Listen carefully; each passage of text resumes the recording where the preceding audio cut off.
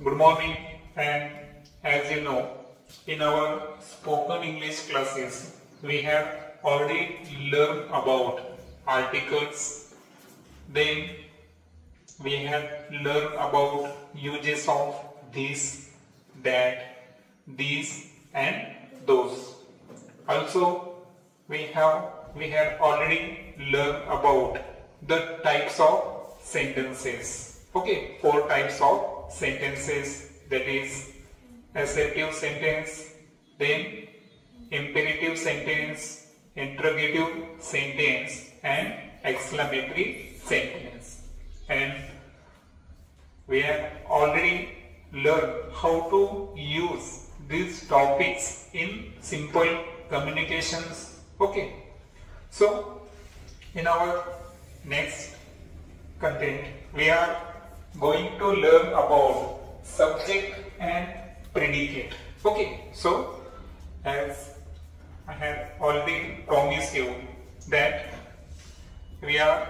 our next topic is subject and predicate. So let's start to learn about what is the subject. Okay, so today there is 2 concepts. Okay, first is the subject and another is the predicate. So firstly understand what is a subject.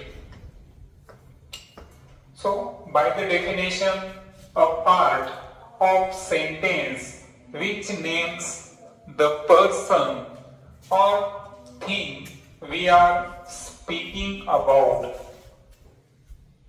तर subject काय आहे? तर सब्जेक्टच्या possibilities 2 आहेत. किती possibilities आहेत? 2. Subject हा एखादा person असू शकतो आणि सब्जेक्ट हे एखादी थिंग सुद्धा असू शकते. बघा, पर्सन जे आहे याचे पण 2 पॉसिबिलिटीज आहेत. एक तर त्या पर्सनचं नाव दिलं असेल तर डेफिनेटली तो कशा फॉर्म मध्ये असेल? नाउन फॉर्म मध्ये दिला असेल. किंवा एखाद्या सब्जेक्ट साठी आपण प्रोनाउन सुद्धा यूज करत असतो, सर्वनाम. सो माहिती आहे आपल्याला, मेल जेंडर जर असेल त्यासाठी काय वापरतो आपण? ही. फिमेल जेंडर जर असेल तर शी. प्लुरल असतील तर दे. त्यानंतर स्वतःबद्दल असेल फर्स्ट पर्सन सिंग्युलर काय आहे? आय. फर्स्ट पर्सन प्लुरल जर असेल तर वी. त्यानंतर सेकंड पर्सन साठी काय वापरतो आपण? यू. हे जे सर्व आहेत हे सर्वचे सर्व काय आहे? पर्सन साठी यूज करण्यात येणारे काय आहेत? ते प्रोनाउन्स आहेत. त्यानंतर नाउन, कोणत्याही व्यक्तीला काय असतं? नाव असतं. ओके, सो पर्सनचं नेम असेल किंवा थिंग. तुम्हाला माहित आहे थिंग्स जे आहेत हे काय असू शकतात? इट असू शकते. त्यानंतर आपण शिकलेले this, that, those, these. Okay, lot of त्यासाठी काय आहे? काम आपण त्याला प्रोनाउन्स आहेत. त्यानंतर काही विशिष्ट प्रकारचे नाउन्स आहेत. तर लक्षात ठेवायचं की पर्सन आणि थिंग यांच्या बाबतीत जे बोलायलो आपण, म्हणजे आपण कोणाच्या बाबतीत बोलायलो है ना? एखाद्या पर्सनच्या बाबतीत बोलायलो, एखाद्या थिंग एखाद्या वस्तूच्या बाबतीत बोलायलो, तर आपलं जे प्रत्येक विधान आहे हे कोणाबद्दल आहे? कोणाला उद्देशून आहे? तर ज्याला उद्देशून असतं तर सेंटेन्स मधल्या त्या पार्टला काय म्हणायचं? सब्जेक्ट. सब्जेक्ट याला सिंपली डिफाइन करायचं असेल तर आपण एक कंप्लीट सेन्स असणार, ज्याचा पूर्ण अर्थ निघतो असं जे सेंटेन्स आहे, तर हे सेंटेन्स नेमकं कोणाबद्दल बोललं गेलं तर तो भाग सेंटेन्स मधला काय असणार? सब्जेक्ट असणार. जसं की एक्झाम्पल जर घेतलं आपण, ही इज व्हेरी स्ट्रॉंग. तो फार शक्तिशाली आहे. तर या सेंटेन्स मध्ये जर पाहिलं आपण तर कोण असेल बरं? ही हा जो प्रोनाउन आलेला आहे हा काय एक पर्सन आहे आणि व्हेरी स्ट्रॉंग म्हणजे खूप शक्तिशाली आहे. पण कोण, नेमकं कोण, तर ही. म्हणजे याचा अर्थ काय झालं की हे एक सेंटेन्स आहे आणि या सेंटेन्स मध्ये सेंटेन्सचा हा एक असा पोर्शन किंवा असा पार्ट आहे की नेमकं कोणाबद्दल बोलण्यात चाललं आहे की नाही. स्पीकिंग अबाउट कोणत्या पर्सन बद्दल, कोणत्या थिंग बद्दल आपण बोलायलो त्याचं कम्प्लीट सेन्स ज्या पार्ट होतं त्या पार्टला काय म्हणायचं आपण, सब्जेक्ट म्हणायचं. सपोज आणखीन एक घेऊ आपण, रमेश एट मँगो. आता हे सिंपल पास्ट टेन्स मधलं मी वाक्य घेतलं. ओके, तर ऍज यू नो की यामध्ये काय आहे बरं, रमेश हा काय आहे, हा एक नाउन आहे आणि ऍक्च्युअल एट मँगो म्हणजे रमेश आंबा खातो. तर कोण आंबा खातो म्हणजे आपण पूर्ण वाक्यामध्ये कोणाबद्दल बोलायलो, स्पीकिंग अबाउट, फोकस याच्यावर करायचं. कोणाबद्दल बोलायलो, रमेश बद्दल बोलायलो. दॅट्स व्हाय रमेश हे काय असणार या ठिकाणी, सब्जेक्ट असणार.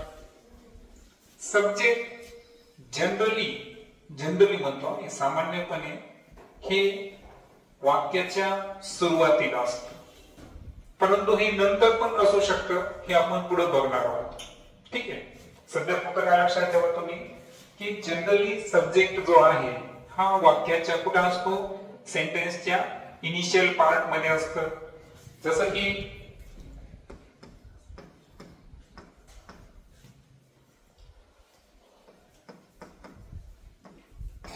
Amazon is one of the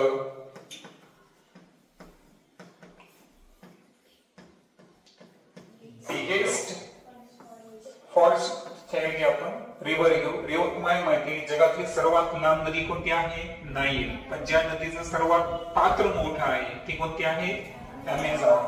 so Amazon is one of the biggest river in the world. हे डिग्री फॉर्म मधलं मी वाक्य घेतलं. तर पुढे तुम्ही डिग्री शिकणार आहे. अजून आपण काही डिग्री शिकलो नाही, परंतु जनरली जेव्हा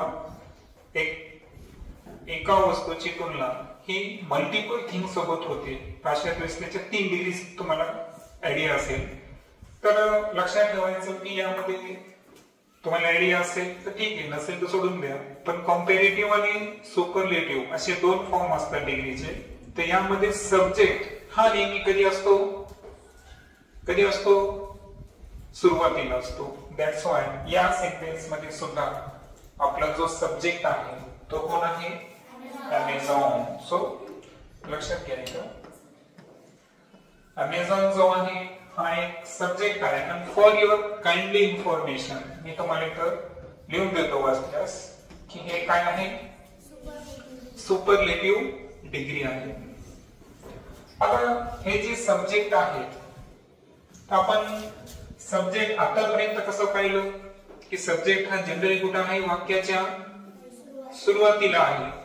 पण तुम्ही जर विचार केलं तर हा सेंटेन्सचा आतापर्यंत जे मी एक्झाम्पल घेतले हा कोणता टाईप आहे बरं, ऍसेप्टिव्ह. कोणते वाक्य हे विधानार्थी वाक्य आहे. आणि विधानार्थी वाक्यामध्ये सब्जेक्ट जो आहे हा कुठं आलेला आहे, वाक्याच्या सुरुवातीला आलेला आहे. बट जर मी याला कशामध्ये केलं कन्वर्ट, एखाद्या इम्पेरेटिव्ह मध्ये कन्वर्ट केलं तर सब्जेक्टची पोझिशन काय होऊ शकते, त्या ठिकाणी चेंज होऊ शकते. कशी, पहिलं वाक्य पहा, पहिल्या वाक्याला मी काय करतो, इम्पेरेटिव्ह मध्ये ट्रान्सफर करतो. पहा व्हेरी असल्यामुळे हाऊ स्ट्रॉंग ही इज. आता मी कशामध्ये कन्वर्ट केलं याला, एक्सक्लेमेटरी, सॉरी कशामध्ये केलं, एक्सक्लेमेटरी उद्गारवाचक वाक्यामध्ये मी याला काय केलं, कन्वर्ट केलं. मग आता मला सांगा हाऊ स्ट्रॉंग ही इज यामध्ये जी सब्जेक्टची पोझिशन आहे ही काय झाली बरं या ठिकाणी बदलली. कारण वाक्य जो आहे आता असर्टिव्ह आहे का नाही. आता एक्सक्लेमेटरी सेंटेन्स आहे आणि एक्सक्लेमेटरी सेंटेन्स असल्यामुळे सब्जेक्टची काय राहिली या ठिकाणी पोझिशन बदलली. याच वाक्याला जर मी कशामध्ये कन्वर्ट केलं इम्पेरेटिव्ह मध्ये केलं कसं होईल. हेल्पिंग वर्ब पासून सुरुवात करतो आपण. Is he very strong.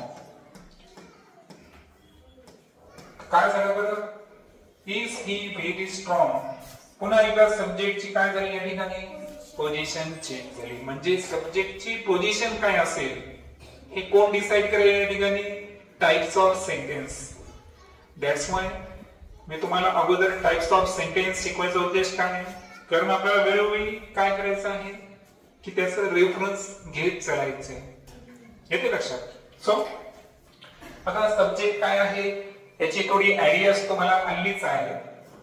बघा आता मनामध्ये प्रश्न असेल तुमच्या प्रेडिकेट काय आहे. आता मी इथे जेवढे काही अंडरलाईन केले ना सेंटेन्स मध्ये हे सर्वचे सर्व काय आहे सब्जेक्ट. म्हणजे स्पीकिंग अबाउट ज्या पर्सन किंवा थिंग बद्दल बोलल्या जात होतं तर त्याबद्दल आतापर्यंत आपण काय केलं अंडरलाईन्स केले आहे. ओके. सो जो पार्ट मी अंडरलाईन केला नाही तर त्या पार्टला आपण म्हणायचं प्रेडिकेट.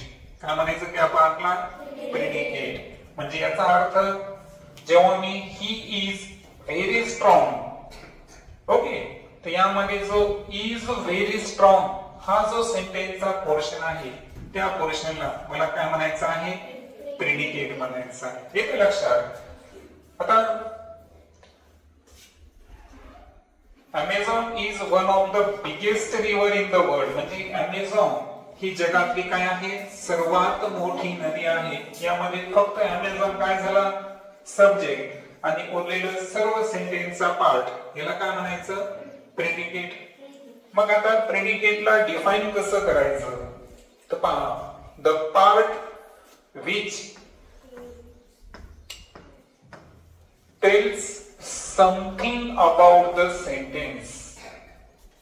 म्हणजे वाक्याचा असा पार्ट की जो पार्ट सेंटेन्स मध्ये काय करायला या ठिकाणी समथिंग अबाउट द सेंटेन्स और इथं आपण लिहू शकतो की समथिंग अबाउट द सब्जेक्ट है ना. सब्जेक्ट संदर्भात वाटल्यास इथं सेंटेन्स मिस झाला असेल माझ्याकडून. ठीक आहे.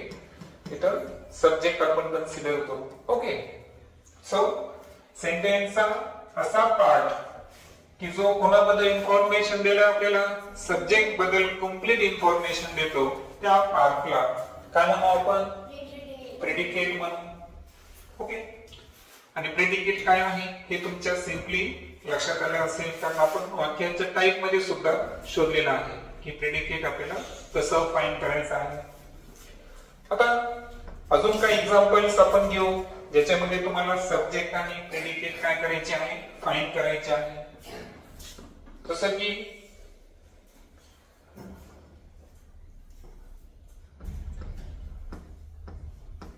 मून इज नॅचरल सॅटेलाइट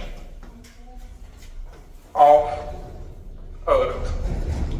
आता ऍक्च्युअल इथं मी द मून वापरायला पाहिजे होतं आणि इथं सुद्धा काय वापरायला पाहिजे द वापरायला पाहिजे. कारण हे आर्टिकल का बरं कारण काही स्पेशल असेल युनिक असेल तर त्याला आपण कोणतं वापरतो आर्टिकल द हे आर्टिकल वापरतो. ठीक आहे. तर तुम्ही लिहिता नाही का याच्यामध्ये लिहून घ्या. आता द मून जी आहे तर हे काय झालं या ठिकाणी सब्जेक्ट बरोबर आहे का. आणखीन एक सब्जेक्ट आला याच्यामध्ये कोण आहे द अर्थ. म्हणजे परंतु काय करायचं या ठिकाणी स्पेशली आपण कोणाबद्दल इन्फॉर्मेशन सांगायलो मून बद्दल. सो इथे फक्त तुम्ही काय करायचं, मूनला सब्जेक्ट काय करायचा, कन्सिडर करायचा आणि जे उरलेलं पूर्ण वाक्य आहे ऍज पर रोल त्याला आपल्याला काय कन्सिडर करायचं आहे, प्रेडिकेट कन्सिडर करायचं. येतं लक्षात. अजून एक घेऊ.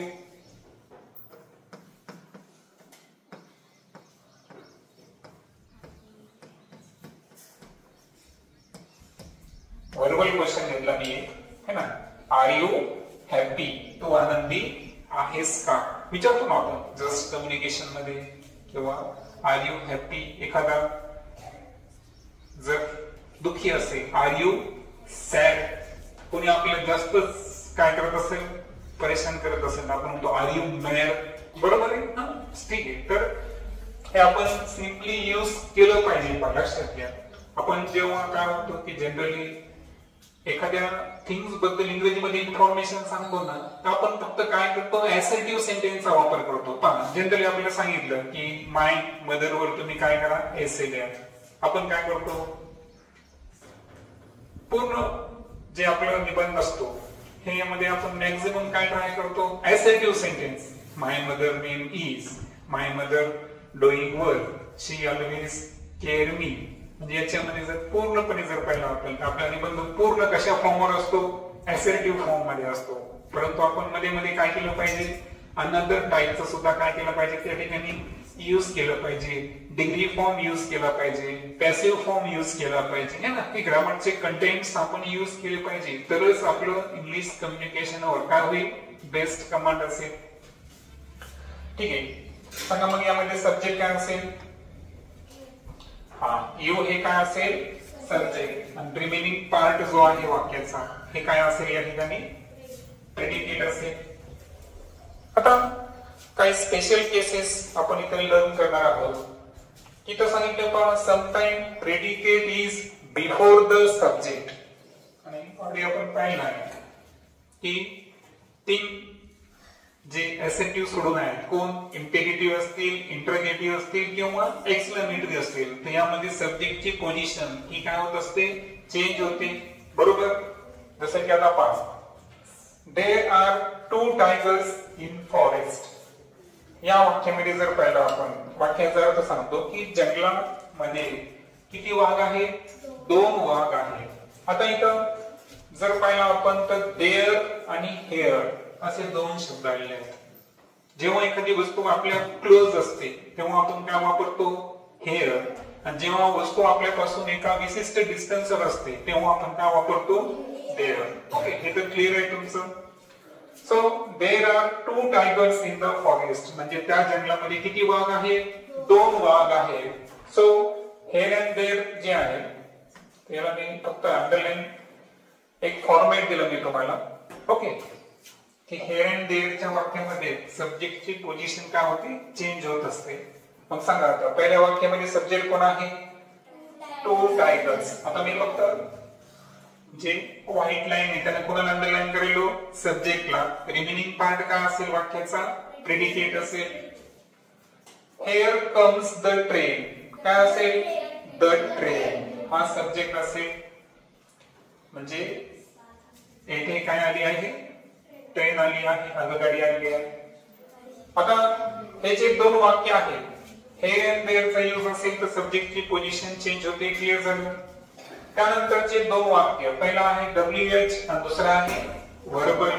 यामध्ये पहा, where is the library, the library म्हणजे सब्जेक्ट जो आहे, तर तो नंतरच्या पार्ट मध्ये are you come with me, you. Okay, तर हे जे दोन्ही सेंटेन्स आहे हे कशावर आधारित होते, इंटरोगेटिव्ह सेंटेन्स आहे. त्यानंतर what a beautiful flower is, तर यामध्ये काय येईल, फ्लावर, की ते फुल किती सुंदर आहे. हे जे एक्सक्लेमेटरी वाक्य होतं की त्यामध्ये फ्लावर जो आहे हा प्रेडिकेट नंतर आलेला आहे. हाऊ क्लेवर ही इज, ही तो किती हुशार आहे. सो हॅपी एम आय, मी किती आनंदी आहे, हे ना, हे जे एक्सक्लेमेटरी सेंटेन्स आहे. तर हे जे तिन्ही आपण पाहिले तर हे कोणते आहेत, एक्सक्लेमेटरी सेंटेन्स आहे. आणि यामध्ये काय झालेलं आहे की predicate is before the subject, सब्जेक्टच्या अगोदर काय आलेलं आहे, प्रिडिकेट आलेलं आहे. फायनली आपण पाहू काही स्पेशल केसेस की ज्यामध्ये सब्जेक्ट हा लेफ्ट आउट होतो. लेफ्ट आउट म्हणजे सब्जेक्ट नसतोच. असे काही सेंटेन्स आहेत का, तर डेफिनेटली तसे सेंटेन्स असतात. पुढे तुम्ही चेंज द व्हॉइस शिकणार आहे. काय शिकणार आहे, चेंज द व्हॉइस. तर इम्पेरेटिव्ह सेंटेन्स जे आहे त्यांचं तुम्हाला माहित असेल की त्यांची सुरुवात कशापासून होते, क्रियापदापासून. आपल्या नेक्स्ट संडेच्या लेक्चर मध्ये आपण पार्ट ऑफ स्पीच शिकणार आहे. त्यावेळेस तुमचं आणखी क्लिअर होऊन जाईल वर्ब काय असतं. जसं की पहा, तुम्हाला माहित असेल की आपण एखाद्याला म्हणलो सिट डाऊन. आता सिट डाऊन म्हणलो इथं काय झालं बरं, हे जे इम्पेरेटिव्ह सेंटेन्स आहे हे ऍक्च्युअल असर्टिव्ह होतं. पण याच्यामध्ये काय झालं बरं, यू सिट डाऊन मधला यू मी हे प्रोनाउन्स केला का, नाही. म्हणजे यू जे आहे मी सिट डाऊन कोणाला म्हणतो आहे, समोरच्याला. बरोबर आहे का. मग या ठिकाणी सब्जेक्ट कोण होता, यू होता. पण सब्जेक्ट इथं आला का, नाही. म्हणजे सब्जेक्ट इथं काय झालेला आहे, लेफ्ट आउट झालेला आहे. काय झालेला आहे, सब्जेक्ट लेफ्ट आउट झालेला आहे. तसे वाक्य पहा, thank him, come here, go there, stand up. Okay, असे कितीतरी वाक्य आहेत की ज्या वाक्यांची सुरुवात कशापासून होणार आहे, वर्ब पासून, क्रियापदापासून होते. तर डेफिनेटली अशा वाक्यामध्ये सब्जेक्ट हा काय झालेला असतो, लेफ्ट आउट झालेला असतो. पण या प्रत्येक हे जे वाक्य आहे इम्पेरेटिव्ह सेंटेन्स, या प्रत्येकामध्ये एक सब्जेक्ट आहे. आणि हा सब्जेक्ट कोण आहे बरं, यू. कारण यू जो आहे हा रूल आउट झालाय. म्हणजे तिथं ऍक्च्युअल त्याचा मिनिंग निघतोय. बरोबर आहे का. पण ते आपण काय केलं, सेंटेन्स मध्ये त्याचा यूज केला का, नाही. फायनली एक वेगळी गोष्ट पाहू आपण, इन्व्हर्टेड सेंटेन्स. आता इन्व्हर्टेड सेंटेन्स कसं असतं पहा, सब्जेक्ट आणि प्रिडिकेट संदर्भात असेल. पण एक वाक्य आहे, I have never scene such a beautiful sunset. आता यामध्ये सब्जेक्ट कोण आहे,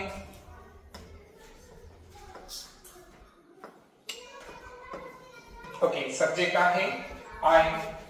आणि त्याचा बदल पहा, never have I seen such a beautiful sentence. आता यामध्ये काय झालं की हे जे वाक्य सुरुवातीला पाहिलं की I have never scene such a beautiful sunset. Me, sunset म्हणजे काय, सूर्यास्त, की मी आतापर्यंत इतकं सुंदर सूर्यास्त पाहिलं आहे का, नाही. तर हे असर्टिव्ह सेंटेन्स होता. पहिलं वाक्य कोणता होता, हा असर्टिव्ह सेंटेन्स होता. तर याचं इन्व्हर्टेड सेंटेन्स मध्ये रूपांतर करताना कशापासून सुरुवात झाली, नेव्हर. लक्षात, नेव्हर म्हणजे कधीच नाही. So never have I seen such a beautiful sunset. यामध्ये आय हा काय आहे, सब्जेक्ट. रिमेनिंग काय आहे, प्रिडिकेट. इन्व्हर्टेड सेंटेन्स मध्ये सुद्धा सब्जेक्टची काय चेंज होते, पोझिशन चेंज होते. So that's all information about subject and predicate. In our next lecture we will discuss about phrases and clauses. Okay.